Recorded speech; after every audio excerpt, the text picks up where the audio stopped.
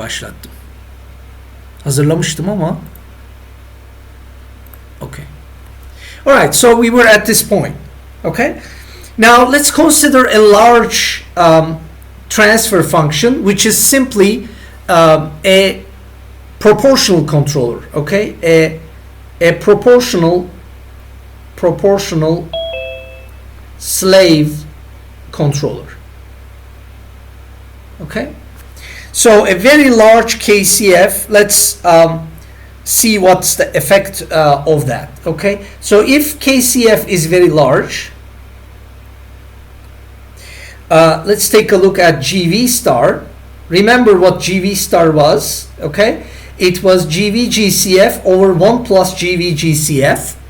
But if GCF is KCF, a constant, and is very large, it basically dominates this transfer function with respect to this 1 here. So this becomes approximately equal to GV GCF over the 1 becomes insignificant with respect to large KCF. So we have the same GV GCF again. So this actually goes to 1 approximately. Okay. So what happens is that with a very large gain, the inner actuator transfer function appears as if it's just passing through the signal. Okay. So it appears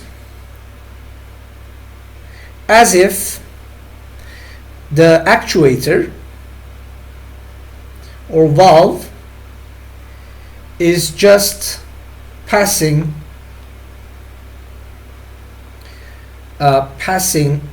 through the signal.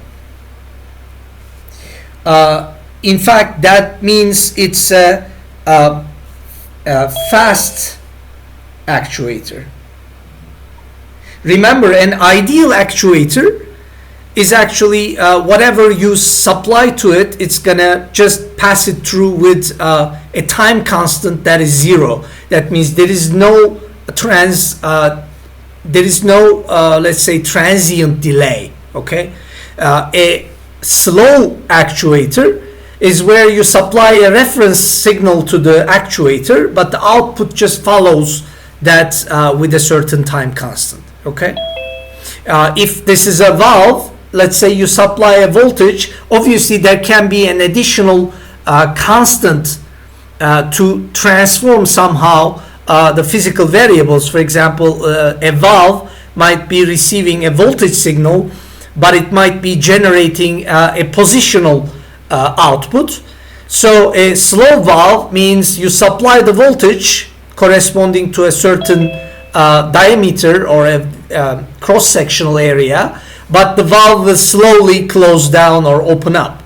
An ideal valve is whenever you supply a voltage, it's going to instantaneously apply the corresponding aperture cross-sectional area on the pipe. Okay, so we see that with a very large KCF, we get a unity transfer function for the valve. Similarly, let's also see what's happening with the disturbance transfer function, GL star. And in the case of GL star, again, if you look at the corresponding transfer function, again, GCF is KCF, which is very large, which dominates it with respect to 1. And GCF is only at the denominator. Okay, so this is going to be GL over GV GCF, GV KCF. Sorry, by the way, let's also correct this part. Okay, so this is in this case our large KCF, right? But doesn't matter actually, because everything is cancelled out. Okay, so and here this goes to 0 because of 4 KCF going to infinity. So for very large KCF, the disturbance transfer function approaches 0. Okay, That means as we increase KCF, it has a smaller and smaller time constant. So whatever the effect of the disturbance, remember disturbance can be a step function itself. So what's going to happen is that with a very small time constant, the contribution of the disturbance will just decay to zero. For an infinite gain, it's going to just become zero instantaneously. Okay. So basically, as a summary, you know, effect of the flow disturbance is reduced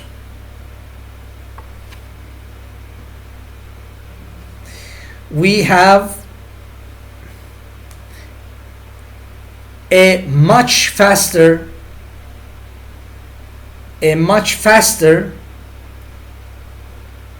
apparent actuator.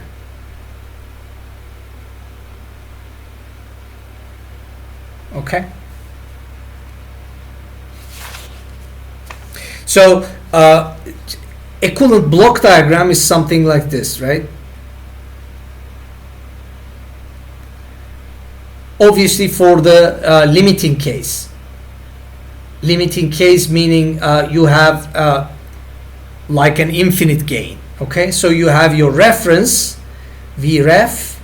Okay, you have your outer loop, but you have GCT, which is the temperature controller in the outer loop, but you almost like don't have any actuator because it's just passing through the signal. You have GP, you appear to have no disturbance at all, and then you have your feedback on the outer loop. Okay.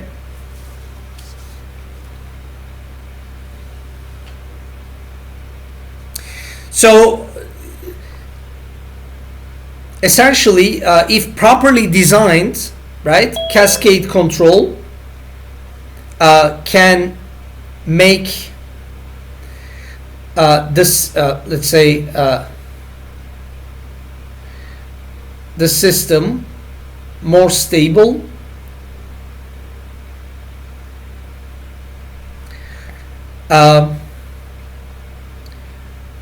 results in a faster response from the actuating element. Now I will try to make these points clearer with an example. Okay, so let's take a look at an example with which we can explore these issues. Okay, so let me give you a full numerical system. Okay, so let's say that we have a reference. Again, the terminology will be for a temperature control system. Okay, so we will have a PI controller over here. Will I be able to fit it here? Let me just squeeze it a little bit to the left.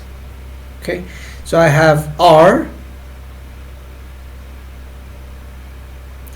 We have GCF, which will be KCT 1 plus 1 over tau I S.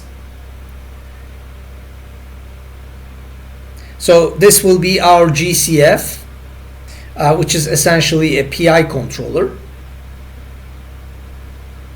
Okay, so in the inner loop, again, we have KCF, the flow controller, the inner loop, okay, and then the actuator, the valve. This is going to have a relatively large time constant of 1 second. Okay, so it's a first order system with a 1 second time constant. Then there will be a flow disturbance. Let's assume that this also have the same denominator, S plus 1.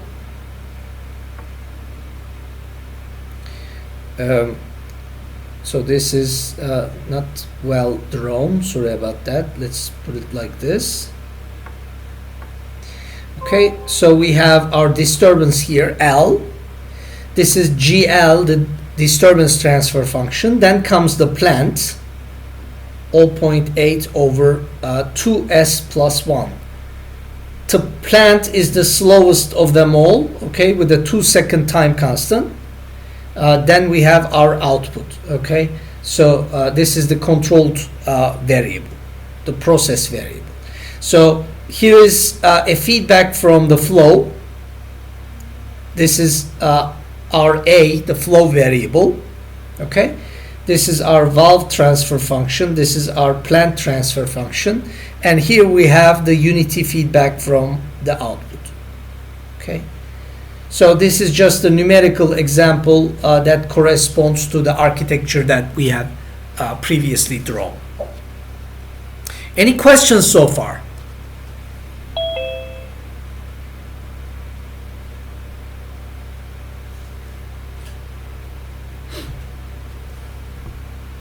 Okay, so let's see what happens with this equivalent valve. We are eliminating the inside loop and replacing it with an equivalent disturbance and an equivalent valve. Okay, so GV star, as per our derivation, was equal to GV GCF over 1 plus GV GCF.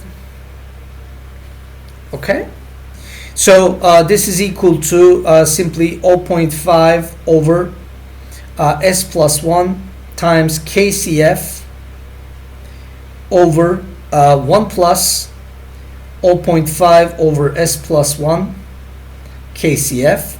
I will rearrange this, okay. First equate the denominators and they are simplified. 0.5 KCF at the numerator, and in the denominator you will have S plus 1 plus 0.5 KCF. I will further divide both the numerator and denominator by this term here, so that I have a time constant type of representation. So I will have 0.5 KCF over 1 plus 0.5 KCF, and I have 1 over 1 plus 0.5 KCF times S plus 1. Okay, so this actually becomes the new valve time constant. Okay, so you see that with KCF becoming larger, this term becomes smaller and therefore corresponds to a faster transient as compared to the original valve. Okay, the original valve had a 1 second time constant, but if you properly select KCF, you can make this much smaller. Okay, so as slave gain becomes larger,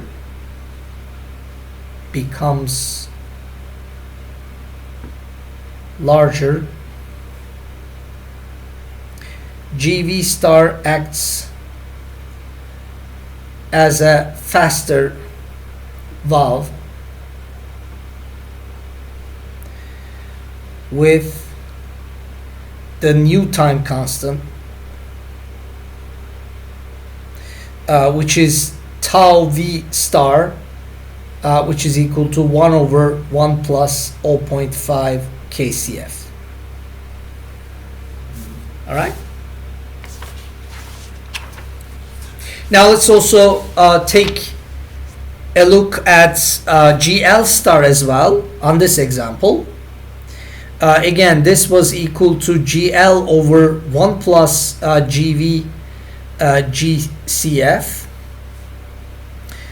which is equal to 0.75 over S plus 1 over 1 plus 0.5 kcf over s plus 1, and that becomes 0.75 over s plus 1 plus 0.5 kcf. So you see that we have the same denominator, and I can do the same, and you can see that GL star's time constant behaves exactly the same as the valve time constant. But remember that if you actually derive the steady state values of the contributions of the disturbance as compared to the signal coming from the reference, you will see that GV star will converge to a steady state gain of 1, while GL star will converge to a steady state gain of 0. So in terms of its steady state gain, GL star will suppress the disturbance, while GV star will just pass through the reference signal. Okay? So with large KCF, the contribution of the disturbance, well, disturbance meaning flow disturbance, the inner disturbance to the output decays with the same, we might call it a fast time constant. Okay. Now, you know, the next question that we might ask is, how can I determine this gain, the slave gain? Okay. So what is the, so you need a design parameter for that. Okay. What is the required slave gain, or we might say slave controller gain? This controller usually is left as a proportional controller. You don't put two complicated controllers in the inner loop. Okay, so KCF such that GV star time constant to be 1/10 of the valve time constant. Okay, so we want to calculate. This is a typical choice. Typically, you choose the valve time constant, the new valve time constant, to be 1/10 of the either existing valve time constant or maybe the planned time constant. Okay, why? Because you want the new structure to behave as if it had a much faster valve that was acting immediately in response to your outer loop specification. If you have a slow valve, you know that it's going to cause some trouble because you command the valve to do something, but it's taking it a long time to give you a response at the output. Okay, so that's not going to have an effect on the plant, and therefore that's not going to have any effect on the output. So everything will be delayed, and we will see that it's going to cause essentially a much worse overall transfer function. Okay, so this is the usual, a usual choice. Okay, so this is a design choice, right? Okay, so let's make the calculations, and if you guys have any questions, we can deal with them. Okay, so GV is equal to 0.5 over S plus 1. So the original time constant is 1, and we know that GV star is equal to 1 over 1 plus 0.5 kcf cf s plus 1 with a time constant.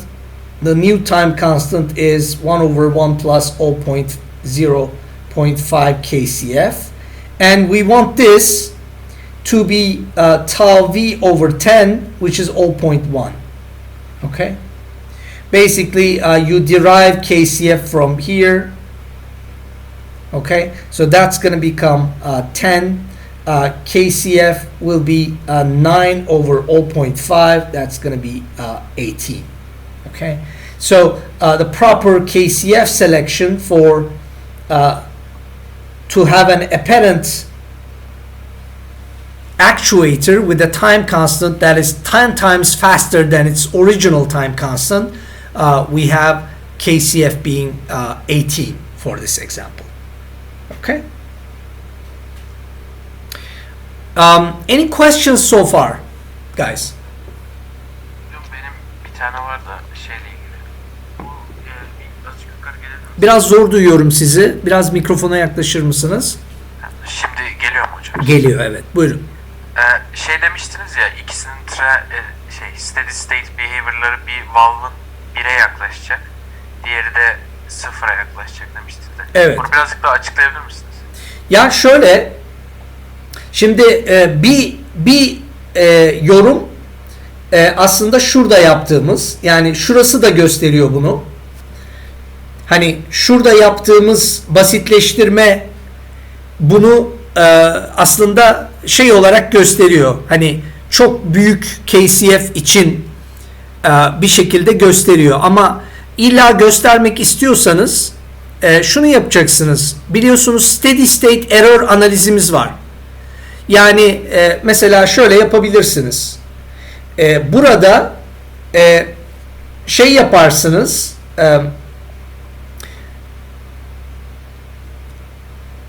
Sonuçta L'den C'ye giden transfer fonksiyonunu biz bulduk. Öyle değil mi? Dolayısıyla nerede? Şuraya bakalım. Şuna bakalım. Bir saniye.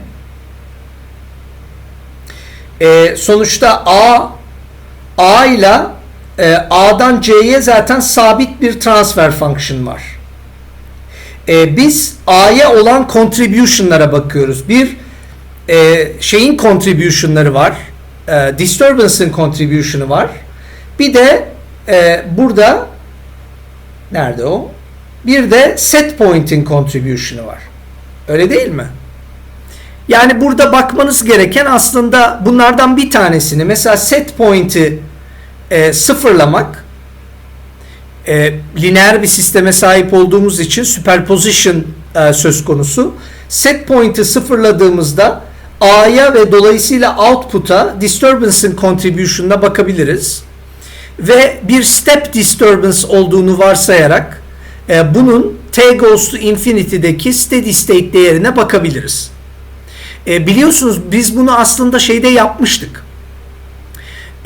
Normal output feedback örneğinde 302'de yapmıştık. Yani disturbance var. Referans input'u var. Birini 0 kabul ediyoruz. Disturbance'ı non-zero kabul ediyoruz. Disturbance'dan output'a transfer function'a bakıyoruz. Sonra da disturbance'ı 0 kabul ediyoruz. Referanstan output'a transfer function'a bakıyoruz. Sonra ikisi için de bu input'ta bir step input veya unit step input olduğunu varsayıp output'un steady state değerine bakıyoruz. Nasıl bakıyoruz? İşte t goes to infinity transfer function çarpı input'a bakıyoruz. Bunu da final value teoremle Laplace domain'de yapıyoruz. Yani limit s goes to zero s times the Laplace transform of the input, usually 1 over s, times the Laplace transform of, which means the transfer function. Değil mi? Buradan şey çıkıyor biliyorsunuz. Referansın output'a transfer function'ın, yani referanstan output'a contribution'ın steady state değeri referans değerine gidiyor gözüküyor. Ama disturbance'dan output'a contribution'ın steady state değeri ise sıfıra gidiyor gözüküyor. Hatırladınız mı? Evet hocam sadece KCF'i source'a götürüp yapmıştık ya yukarıda. O kafamı karıştırdı. Yani burada biraz daha hani magnitude'lar üzerinden konuştuk. Çünkü KCF çok büyüdüğünde, yani gain çok büyüdüğünde zaten şey oluyor. Hani transient, şimdi steady state'te transient'ın bir önemi kalmadığı için aslında bütün transfer fonksiyonları kendi steady state gain'leriyle ifade edilmeye başlıyor. Yani GV, KV oluyor. İşte vesaire. GL, KL oluyor. Yani hepsi steady state gain'leriyle ifade ediliyor. Çünkü transient'lar öldükten sonra. KCF çok büyük olduğunda ve her şey constant olduğunda da artık şeyden görebiliyoruz, yani steady state'te ne olduğunu burada magnitude'lar üzerinden görebiliyoruz aslında. Bilmiyorum, açıklayıcı oldu mu? Anladım hocam, teşekkür ederim. Başka soru var mı? Soru sorabilir miyim? Tabii ki. İsim neydi? Bu Ömer Faruk hocam. Ömer Faruk. Söyle. Hocam slave loop'ta kontrolcüyü feedback path'e koysaydık bunun sistemin stabilitesine bir etkisi olur muydu? Bu tracking problem ve stability problem diye bir olay var ya. Feedback ve open loop path'e kontrol koymak. Şimdi KCF'i buraya da koysanız biliyorsunuz ki denominator'da aynı şekilde çıkıyor. Dolayısıyla stabiliteye etkisi değişmeyecek ama steady state değere, yani biz burada şey dedik ya, tamamen pass through davranıyor. Ama KCF'i alıp feedback path'e götürürsek muhtemelen steady state davranışı, yani steady state gain'i değişecek. Dolayısıyla bu referans sinyalin o path'te ilerleyişine bir başka steady state gain getirecek.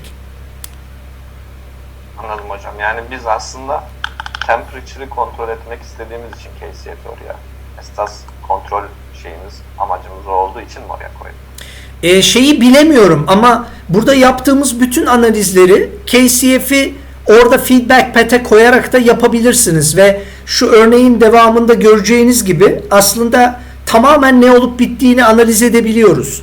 Şimdi kafamdan söyleyemiyorum tam ne olacağını ama tabii ki hani denominator'ın değişmeyeceğini biliyoruz inner loop'ta, değil mi? Evet. Ama başka şeyler değişebilir. Yani mesela valve transfer function'ına bir gain gelebilir. İstenmeyen bir gain gelebilir. Dolayısıyla hani bir bakmak lazım hesapları tekrarlayarak, hani onun aşağı inmesi tam olarak ne yapıyor? Başka soru var mı?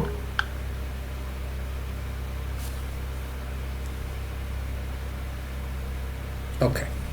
So let me also, bu arada sorunuzla biraz ilişkili olacağını düşündüğüm bir şey daha hesaplayacağım. Okay? So what I'm going to calculate now is actually is there any steady state error at the inner loop? Okay? So let's take a look at what's happening. We will need to neglect the disturbance for that. Okay? So neglecting the disturbance for a step input for flow reference. So what is the steady state performance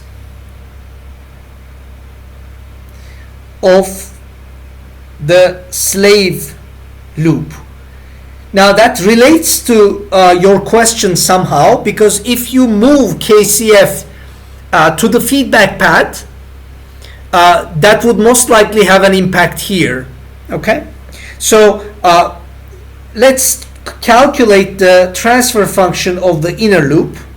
That is KCF times the valve transfer function, S plus 1, over 1 plus KCF 0.5 over S plus 1, and that is 0.5 kcf over S plus 1 plus 0.5 kcf. Okay, now let's say that we have a unit step flow reference to the inner loop. Remember here, hopefully my screen is coming to you. Okay, over here, right, you have a flow reference, okay, from the outer loop. So the outer loop specifies what the flow should be, and the inner loop is supposed to implement that with the new time constant.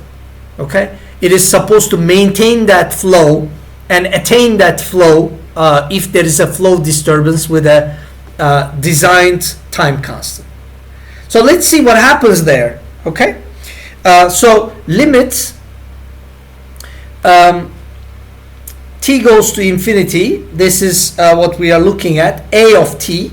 This is the actual flow. Okay, so this is limit s goes to 0. Again, I have s times 1 over s. This is the unit step. And then the transfer function itself, 0.5 kcf over s plus 1 plus 0.5 kcf. Okay, we can put this within parentheses if we like. Okay, so s's cancel out here, s goes to 0, so this thing basically goes to 0.5 kcf over 1 plus 0.5 kcf.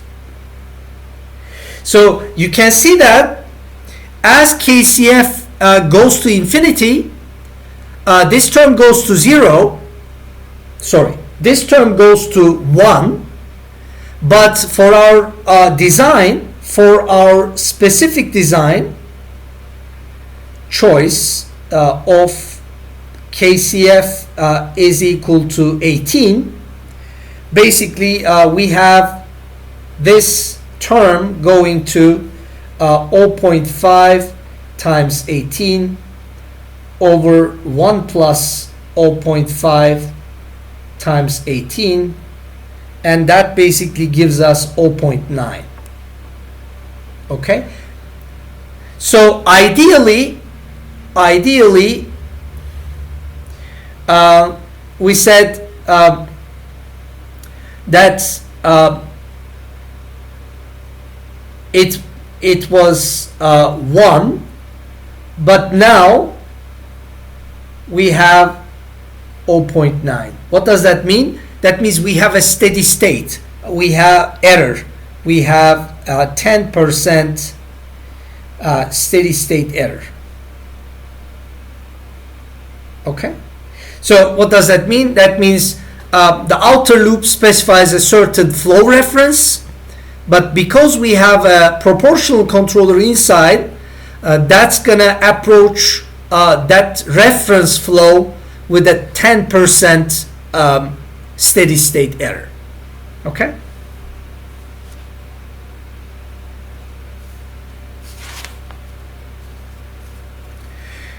now how can we live with this kind of steady state error? Well, you remember sometimes even for the outer loop you may end up with a design where you decide to live with a small steady state error rather than having oscillations. In this case, we have a steady state error in the inner loop, but at the outer loop we have a PI controller. Okay, so in the inner loop we have a type 0 system, but in the outer loop, because of the integral term, we have a type 1 system overall. So we know that the outer loop will take care of this steady state error in the end. Okay, it will not allow any steady state error at the very output of the plant. So therefore it's not very critical to have a small steady state error at this stage. Okay, so note the PI controller at the outer loop.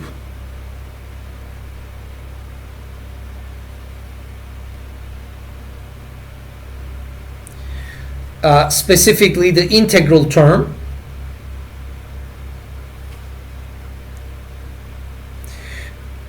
will take care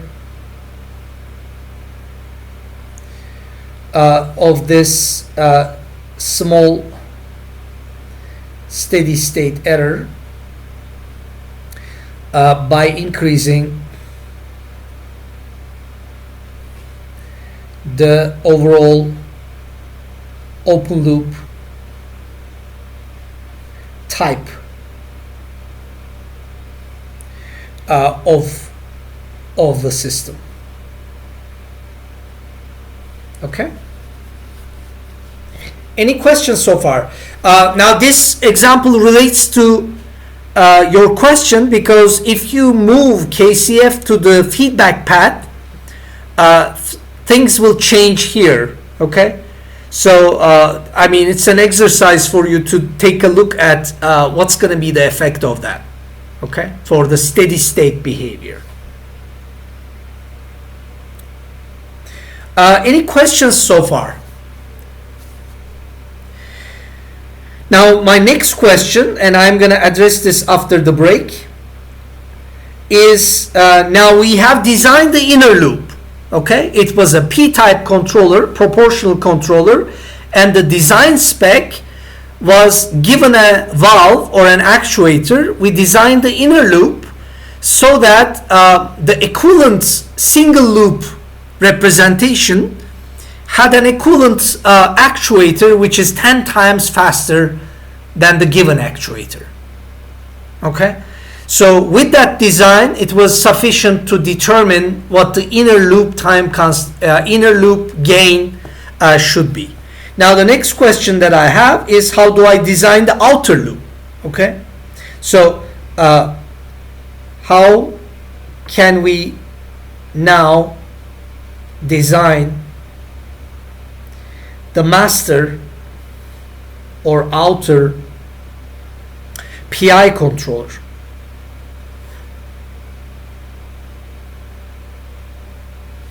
Okay, so the specs for that is, let's put down what we want from the outer loop. Okay, we can tolerate a reasonable overshoot,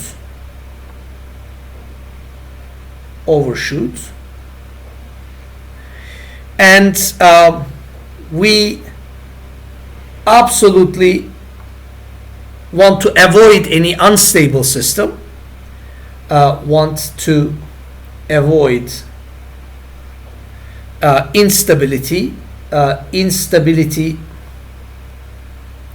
for small variations of our model. What does that mean? That means you want your closed loop poles to be sufficiently distant from the j omega axis. You don't want them to be just next to the j omega axis, okay? Where a change in your model may move these poles and they may go to the unstable side, okay? So there is not much to this comment. Don't worry about it, okay? If you want to avoid instability for small variations of our model, this just means that don't be too close to the j omega axis, okay? And we want to make the overall system as fast as feasible. Obviously, you may be more specific with that. You know what kind of design specs we might have. We might specify the settling time. We might specify the rise time. But you basically understand what we mean by a fast system. It would be from in terms of either of these parameters, basically. Okay. All right. So let's have a break, a 10-minute break, and we will be back for Working on this design basically. Okay? Arkadaşlar soru var mı bu noktada? Peki. O zaman ara verelim.